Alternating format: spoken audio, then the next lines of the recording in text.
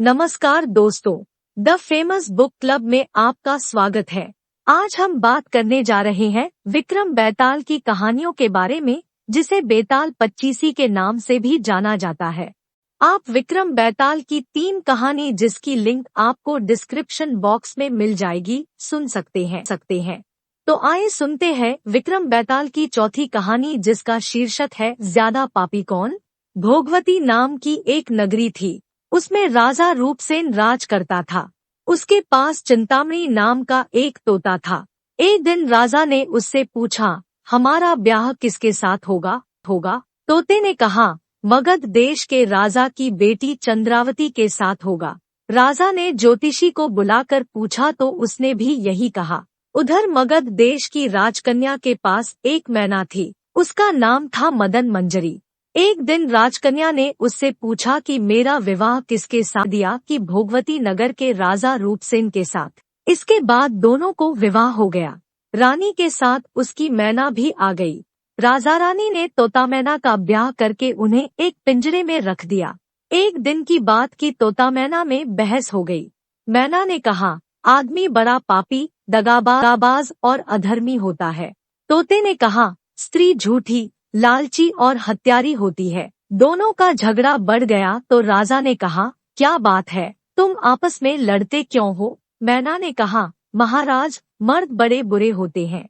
इसके बाद मैना ने एक कहानी सुनाई। इलापुर नगर में महाधन नाम का एक सेठ रहता था। विवाह के बहुत दिनों के बाद उसके घर एक लड़का पैदा हुआ। सेठ ने उसका बड़ी अच्छी तरह से लालन पालन किया, पर लड़का बड़ा होकर जुआ खेलने लगा। इस बीच सेठ मर गया। लड़के ने अपना सारा धन जुए में खो दिया। जब पाया तो वह नगर छोड़कर चंद्रपुरी नामक नगरी में जा पहुंचा। वहां हेमगुप्त नाम का साहूकार रहता था। उसके पास जाकर उसने अपने पिता का परिचय दिया और कहा कि मैं जहाज लेकर सौदागरी करने गया था। माल बेचा, धन कमाया, लेकिन लौटते में समुद्र में ऐसा तूफान आया कि जहाज डूब गया और मैं जैसे तैसे बचकर यहाँ आ गया। उस सेठ के एक लड़की थी रत्नावती। सेठ को बड़ी खुशी हुई कि घर बैठे इतना अच्छा लड़का मिल गया। उसने उस लड़के को अपने घर में रख लिया और कुछ दिन बाद अपनी लड़की से उसका ब्याह कर दिया।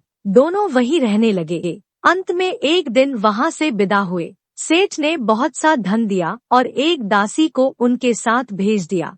रास्ते में एक जंगल पड़ता था। वहां आकर लड़के ने स्त्री से कहा, यहाँ बहुत डर है, तुम अपने गहने उतारकर मेरी कमर में बांध दो। लड़की ने ऐसा ही किया। इसके बाद लड़के ने कहारों को धन देकर डोले को वापस करा दिया और दासी को मारकर कुएं में डाल दिया। फिर स्त्री को भी कुएं में पटककर आगे बढ़ गया। स्त्री रोने लगी। एक मुसाफिर उधर जा रहा था। जंगल में रोने की आवाज सुनकर वह वहां आया, उसे कुएं से निकालकर उसके घर पहुंचा दिया। स्त्री ने घर जाकर माँ बाप से कह दिया कि रास्ते में चोरों ने हमारे गहने छीन लिए और दासी को मारकर मुझे कुएं में ढकेलकर भाग गए। बाप ने उसे ढाढ़स बंधाया और कहा कि तू चिंता मत कर, तेरा स्वामी जीवित होगा और किसी दिन आ जाएगा। उधर वह लड़का जेवर लेकर तो जुए की लत लगी थी। वह सारे गहने जुए में हार गया। उसकी बुरी हालत हुई तो वह यह बहाना बनाकर कि उसके लड़का हुआ है, फिर अपनी ससुराल चला। वहां पहुंचते ही सबसे पहले उसकी स्त्री मिली। वह बड़ी खुश हुई। उसने पति से कहा, आप कोई चिंता न करें, मैंने यहाँ आकर दूसरी ही बात कही है। जो कहा था वह उसने बता दिया। सेठ अपने जमाई से मिलकर बड़े प्रसन्न हुए और उन्होंने उसे बड़ी अच्छी तरह से घर में रखा। कुछ दिन बाद एक रोज जब वह लड़की गहने पहने सो रही थी, उसने चुपचाप छुरी से उसे मार डाला और उसके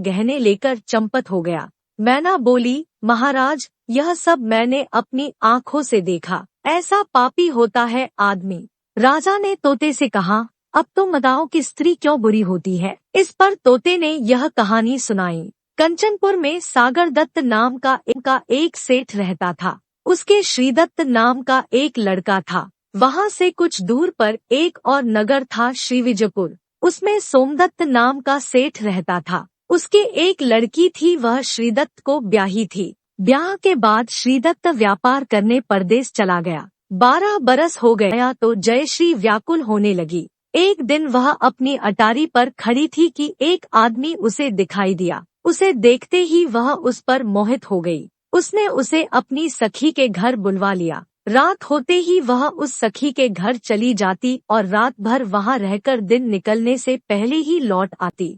इस तरह बहुत दिन बीत गए। इस बीच एक दिन उसका पति परदेश से लौट आया।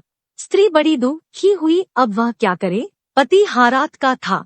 जल्दी ही उसकी आंख लग गई और स्त्री उठकर अपने दोस्त के पास चल दी। रास्ते में एक चोर खड़ा था। वह देखने लगा कि स्त्री कहाँ जाती है। धीरे धीरे वह सहेली के मकान पर पहुंची। चोर भी पीछे पीछे गया। संयोग से उस आदमी को सांप ने काट लिया था और वह मरा पड़ा था। स्त्री ने समझा सो रहा है। वहीं आंगन में पीपल का एक पेड़ था जिस पर एक पिशाच बैठा यह लीला देखने उस आदमी के शरीर में प्रवेश करके उस स्त्री की नाक काट ली और फिर उस आदमी की देह से निकलकर पेड़ पर जा बैठा। स्त्री रोती हुई अपनी सहेली के पास गई। सहेली ने कहा कि तुम अपने पति के पास जाओ और वहां बैठकर रोने लगो। कोई पूछे तो कह देना कि पति ने नाक काट ली है। उसने ऐसा ही किया। उसका रोना सुनकर लोग इकट्ठे हो गए। आदमी जाग उठा। उसे सारा हाल मालूम हुआ तो वह बड़ा दुखी हुआ।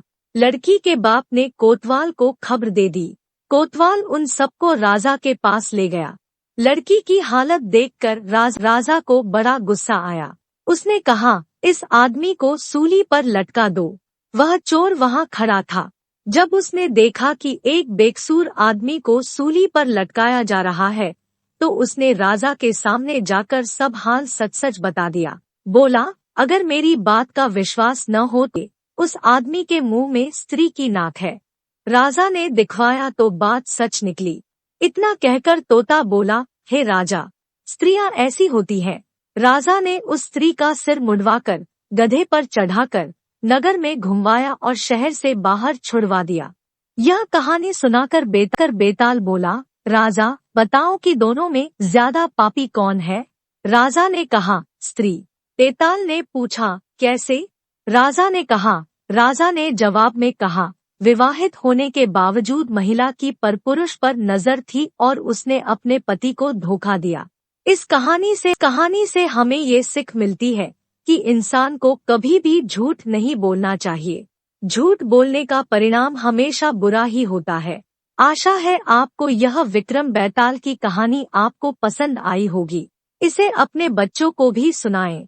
आप इस वीडियो को लाइक, सब्सक्राइब और इस तरह के और दिलचस्प किताबों के सारांश और ज्ञान से भरे ब्लॉग वीडियो के लिए हमारे वेबसाइट और YouTube channel the famous book club को सब्सक्राइब कर सकते हैं।